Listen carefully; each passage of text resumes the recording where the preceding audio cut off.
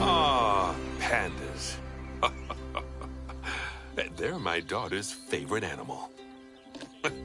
I think it's fair to say that if ever there was an animal which has captured the public's imagination, it's pandas. Well, that's assuming you ignore cats and dogs, obviously. It'll take more than a cute bear to knock them off of the top spot. Oh, but did you know? Thanks to the incredible conservation work that's being done in China and around the world, pandas are no longer endangered. Amazing! That said, they're still considered vulnerable. So, this zoo is extraordinarily lucky and honored to be part of that conservation effort. It really speaks to our reputation, a reputation that you're going to be in charge of maintaining, along with all the general maintaining too. I really can't tell you how important the welfare of those pandas is. Oh, wait, I can't. It is vitally important. The eyes of the world are on you, my friend. Although, perhaps more pressingly, the eyes of Nancy are on you too.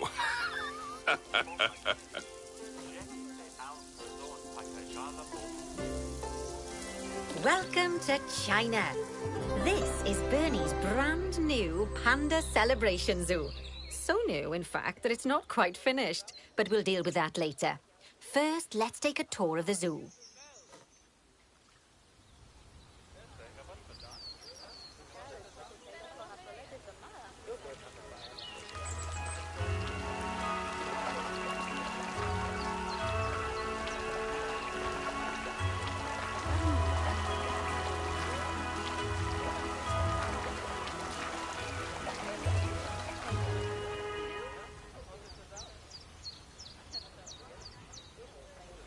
Obviously, the giant pandas are the main attraction for this zoo, and luckily for us, we have one which was born just a few days ago. Let's go and have a look at it. Go on, don't be shy. Select the panda cub.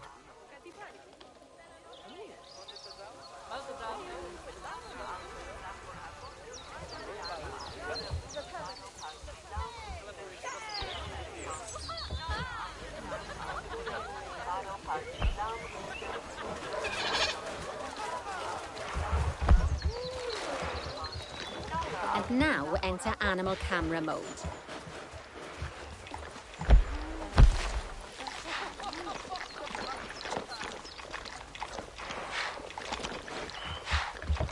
Oh, doesn't it just warm the cockles of your heart? So cute! Did you know that giant pandas, or Ailuropoda melaleuca, if we're being formal, are the only entirely herbivorous bears? They can actually eat up to 38 kilos of bamboo a day. Not that surprising, given that they'll spend up to 14 hours a day chomping away. I don't imagine this little fluff ball has that kind of appetite yet, though. Oh, no. I just got word from one of our keepers that a sable antelope was placed into a habitat without going through quarantine first, and that they're displaying signs of disease.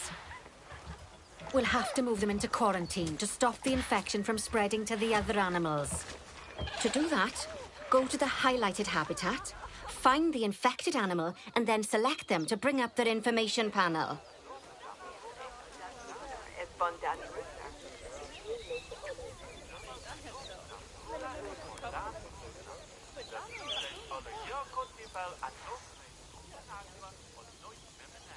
Good. Now choose Move and then transfer them into quarantine. I've highlighted the quarantine facility in the zoo for you.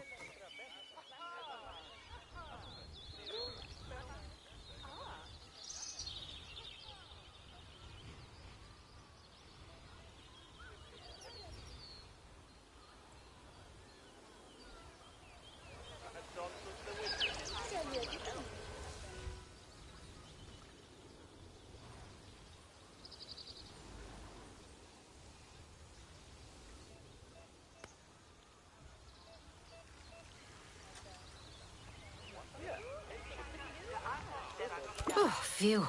That's a relief. Now that we've stopped the infection from spreading any further, we need to build a vet surgery so the antelope can be treated and then returned to his habitat. I've already highlighted where I'd like you to build it, so why don't we head over there?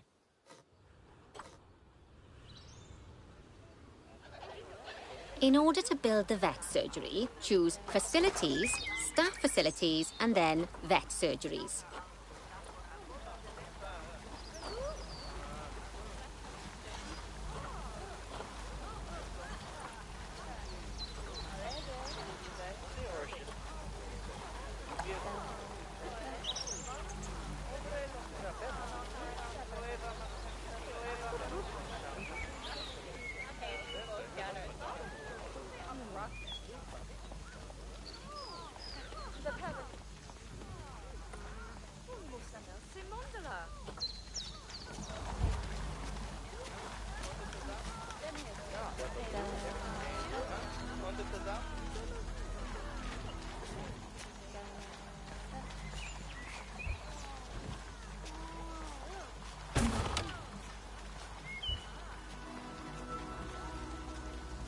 That's the job. Vet surgeries play a very important role in a zoo, as they're the only places that vets can treat the animals. Once there's room for the antelope, the vet will pick them up from quarantine and bring them to the surgery. Yes, diseases can spread through a habitat quite easily, especially if the water inside it isn't being cleaned regularly. As it happens, I just got a report that one of our water treatment facilities has broken down and the water in the flamingo and saltwater crocodile habitats has gotten dirty. I've highlighted the water treatment facility for you, so you should go and check it out.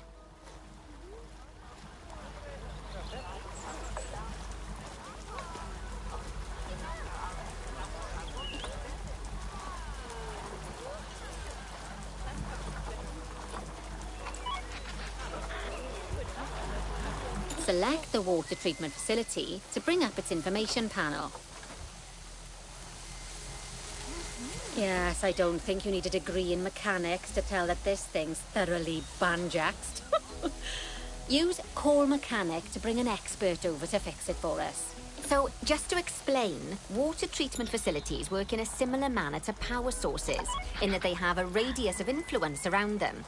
That means any body of water which is even partly within that radius will be cleaned automatically. Also, like power sources, if they get damaged, that radius of influence will shrink, meaning that it might stop cleaning water sources which were only just within its reach. If you want to check how much of your zoo is covered by your water treatment facilities, then there's a heat map you can use to see the coverage. That way, you can quickly spot problem areas and rectify the issue. Good work. Now that the water treatment facility has been repaired, the water will be cleaned up in 2 shakes of a lamb's tail. You can also use mechanics to repair power facilities, transport rides, bins, benches, signs, and, as you already know, habitat barriers. Now, I'll be honest, I'm still a little worried about that disease scare we had, so I think we should do some research into it. Doing research into a disease can help prevent future outbreaks of it. And even if we do have an outbreak, it'll make the disease much less potent. I'd like you to start some research into bordetellosis. Disease research can be found in vet research, so head over to your research centre and get one of the vets researching it. Lovely job. Once that research is complete, I expect we'll send that disease packing in no time. Whew! That was a close-run thing with those antelopes. I dread to think what might have happened if you hadn't got them into quarantine as quickly as you did. Fast thinking there. We had a horrible outbreak of viral gastroenteritis here at Goodwin House. Although, luckily, that was just limited to me and my wife. Right. Now that we've got all our urgent tasks in hand, we can start to focus on the guests and improving their time in the park. You see, you can also do research into new and improved guest facilities, transport rides, as well as new types of barrier and other things via the workshop. I've highlighted the workshop for you. So head over there, select it, and then choose View Workshop. Great stuff. That research will take a little while, so let's have a look at something else in the meantime. Because we've had some good news.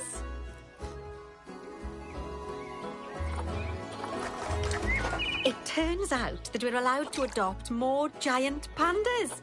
The authorities have given us 3 females to help with our breeding program. Even so, I'm sure you know how notoriously difficult it is to get pandas to breed, so we'll have to be patient. Our current giant panda habitat is full to the brim, but luckily we've already got another habitat ready to go. But before we move our new pandas in, they'll need to go through quarantine. Of course, we can't do that until we've accepted them. So open up animal trading and go into the animal reward section.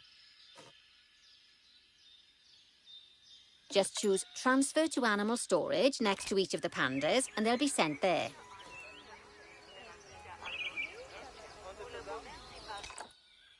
Finally, we can send them from animal storage to quarantine. To do that, just select them in animal storage, then send to zoo. Then choose the zoo's quarantine facility. Don't worry, I've highlighted it for you so you can find it easily. While we wait for them to clear quarantine, you should set up their new habitat so they feel at home in there. I'll also need you to bring over one of the male pandas from our other habitat, because without him, we're not going to have much of a breeding program, are we?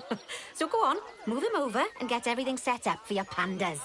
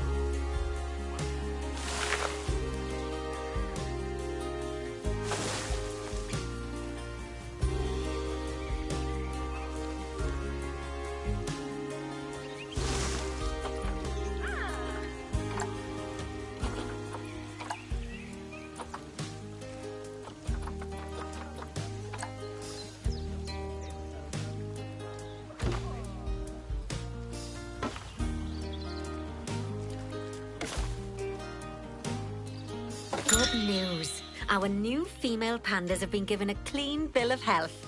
You'd best move them into the new habitat so they can settle in. And I hope you've made their habitat as comfy as possible, because animals will only breed if they're happy.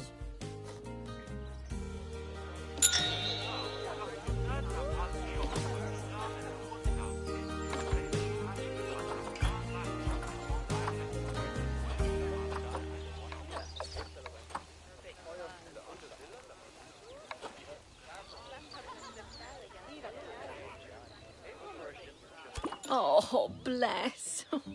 I think they'll be really happy in there. Fingers crossed we'll see some lovely new cubs sooner rather than later.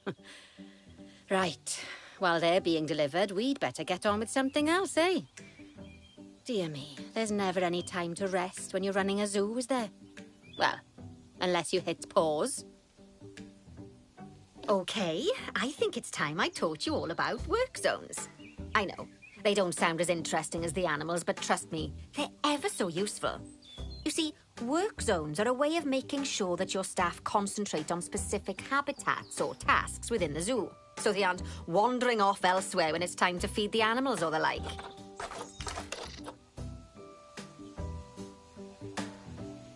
So, let's start by creating a new work zone, and then assigning a keeper to it so they know to look after the new pandas. To do that, go into the Access menu, then Zoo Management, then head into the Staff Overview tab and choose Work Zones. Now choose New Work Zone.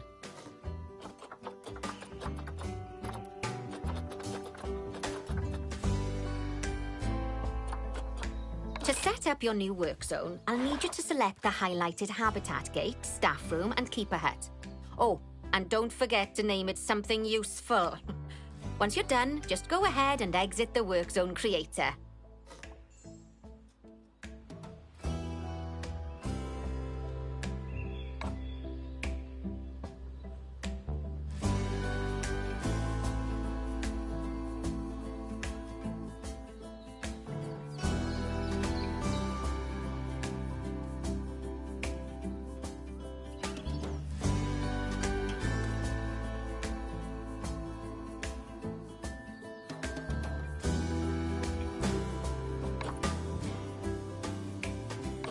Now let's hire a new keeper and assign them to our new work zone.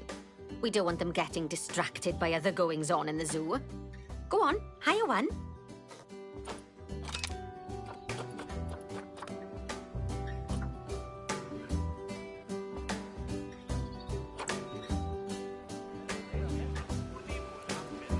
Then, select your new keeper to bring up their information panel and go to their Employment tab. You can assign them to your new work zone from the drop-down menu.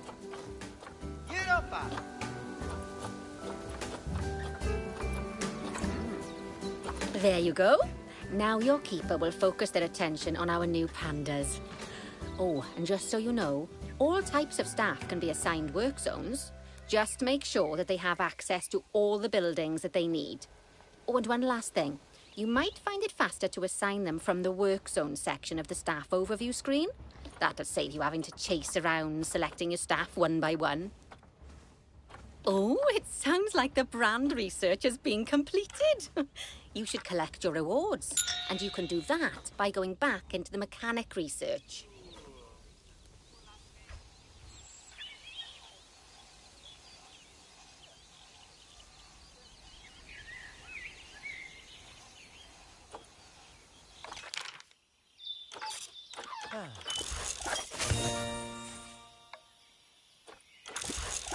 Now that we've got our lovely new Just a Memento shop designed, you should build one of them near the zoo's exit.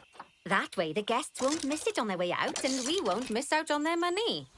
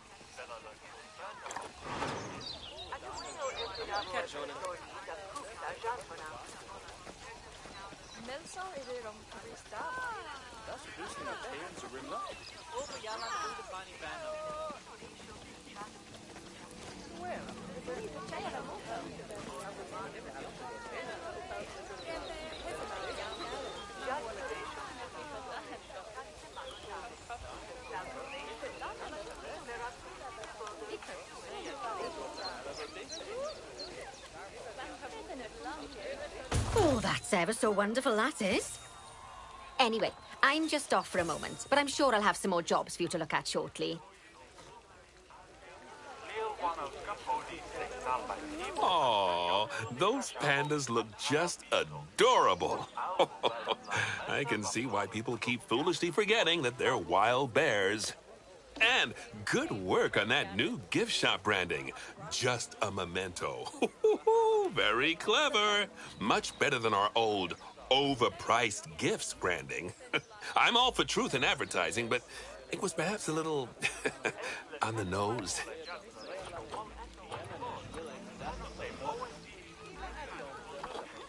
Back as promised.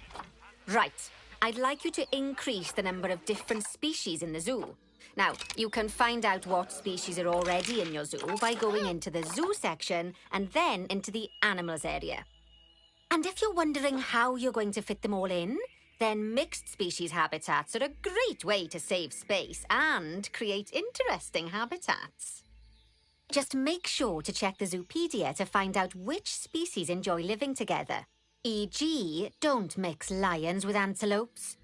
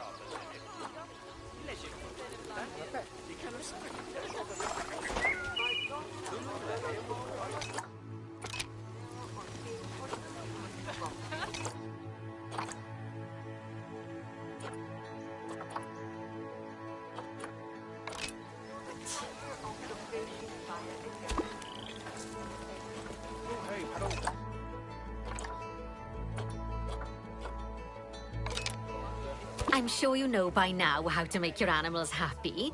So you'd best get that sorted before the inspector gets here. Sorry, did I not mention there was an inspector coming? Oh dear.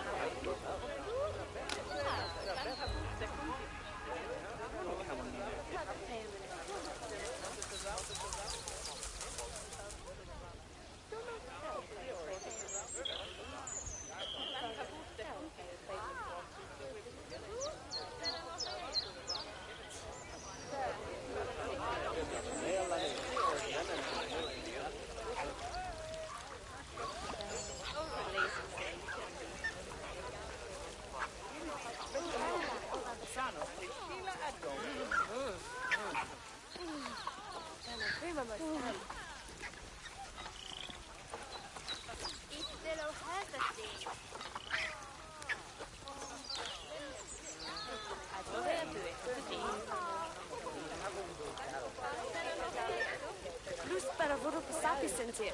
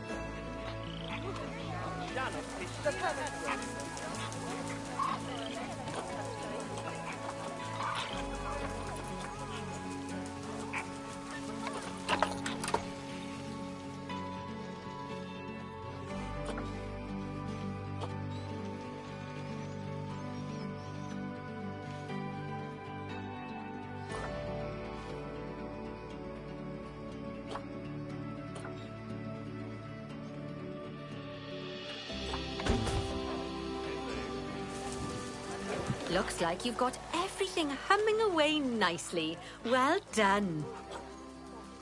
Oh, well, it seems that with our new pandas and other species, we've attracted lots and lots of new guests. Let's work on making sure those guests are kept happy. That means making sure they have great views of the animals, lots of places to buy food and drink, and, well, lots of places to get rid of food and drink. Toilets. You should think carefully about where to put your guest facilities, though. For instance, don't put all of the food shops in the same place. Just look at how the guests are distributed around the park and put your facilities where they'll be needed the most. As long as you remember to pay attention to what the guests are thinking, you'll soon have a handle on what everyone wants.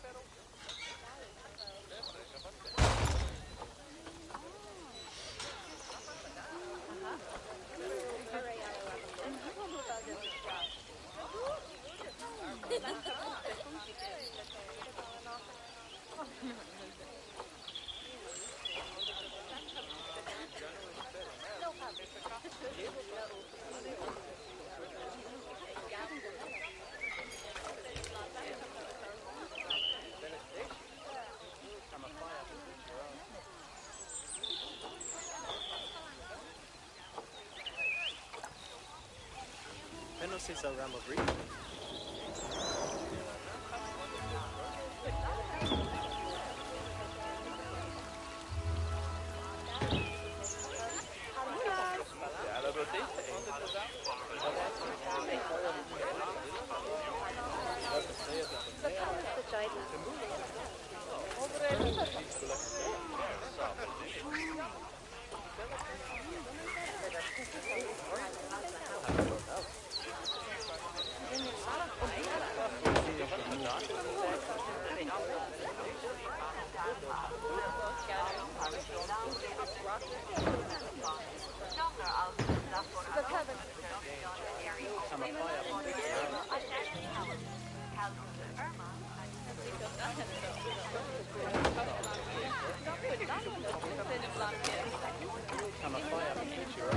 Oh, sounds like the inspector's almost here.